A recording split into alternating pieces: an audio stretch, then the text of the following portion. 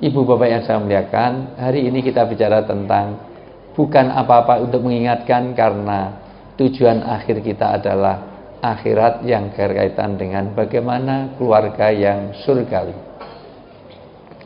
keluarga yang islami. Karena karir sehebat apapun tidak ada artinya kalau keluarganya berantakan. Gaji berapa miliar nggak ada artinya kalau keluarganya berantakan. Nabi bersabda, tolong diperhatikan, ini sabda Nabi. Nabi nggak pernah bohong. Yang biasa bohong itu bukan Nabi, itu caleg yang nggak jadi. Berkeluarga adalah sunnah. An-nikahu sunnati. Sunnah dalam artian bukan hukum, tetapi manhaj, jalan hidup. Orang yang membenci sunnahku, maka bukan golonganku, begitu kata Nabi. Surga ada di rumah, bukan di tempat karir, bukan di tempat kerja, bukan di restoran, bukan di hotel. Surga ada di rumah. Dan siapa yang membina rumah tangga itu mengikuti sunnah Rasulullah. Orang yang membenci sunnahku, kata Nabi, maka bukan golonganku, dia golongannya Abu Jahal, Abu Lahab, Abu Gosok, Abu jelek sana. Ibu bapak yang saya muliakan, untuk itulah maka mempertahankannya diperlukan beberapa hal. Pertama, buat amalan kebersamaan dalam rumah tangga. Rata-rata dari sekian puluh, sekian ratus orang yang konsul ke saya, baik datang ke rumah lewat WA maupun tanya di TV, rata-rata penyebab pertama orang yang mudah untuk cerai adalah satu, niat untuk berkeluarganya sudah tidak untuk ibadah. Dua, karena kurangnya kebersamaan. Rasulullah itu makan bareng, tidur bareng, pergi bareng. Rasulullah itu minum saja, selalu dijaga kebersamaannya. Bahkan Rasulullah kalau minum tidak dihabiskan, hanya diminum separuh. Bismillahirrahmanirrahim.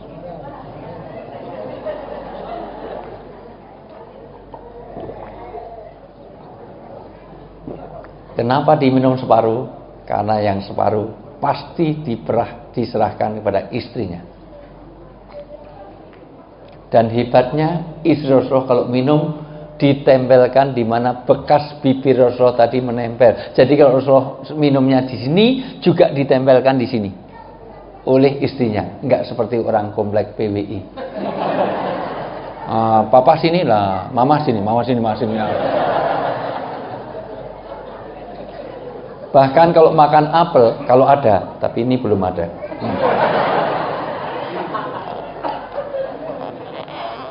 Waktu itu apel yang dimakan, bukan pastel.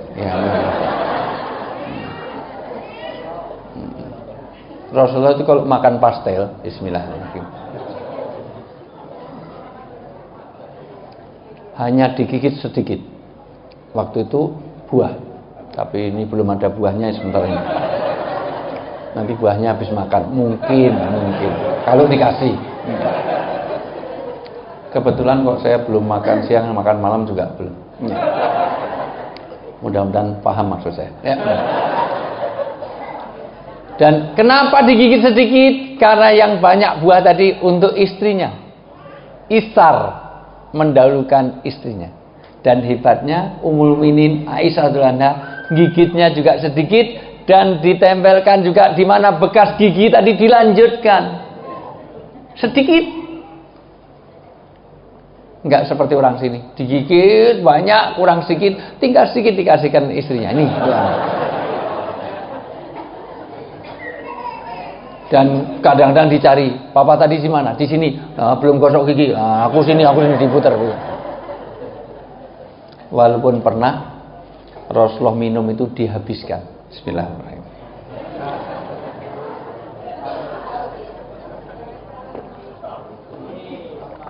Maka begitu dihabiskan, Ummul Mukminin teriak-teriak, "Ya Rasulullah, tidak biasanya seperti itu. Biasanya hanya kau minum separuh, kenapa kau habiskan ya Rasulullah? Sisakan untukku, sisakan untukku, sisakan untukku. Engkau yang mengajarkan, kau yang melanggar. Orang Jawa bilang jarkoni, iso ngajar orang lakoni. Omong doang. Kenapa kau habiskan? Sisakan untukku, bukanlah yadullah ma'al jam'ah. Allah akan memberkahi keluarga kita kalau kita ini ada kebersamaan di antara suami, istri dan anak. Kenapa aku nggak memberi contoh ya Rasulullah? Apa kata Rasulullah? Ya Khumairah. Itu panggilan istri Rasulullah. Istri Rasulullah itu namanya Aisyah. Tapi panggilannya kadang-kadang Ummul Mukminin. Panggilannya Khumairah, Hesi merah delima. Karena pipinya Aisyah itu putih kemerah-merahan kayak apel Australia. Kayak delima. Ya Khumairah, maafkan aku, saya terlalu haus, maka saya habiskan. Nah, kalau memang habis ya saya bikinkan lagi. Maka buru-buru gelas ini diambil, dibawa ke dapur. Tapi sampai di dapur, Ummul Mukminin nangis sejadi-jadinya.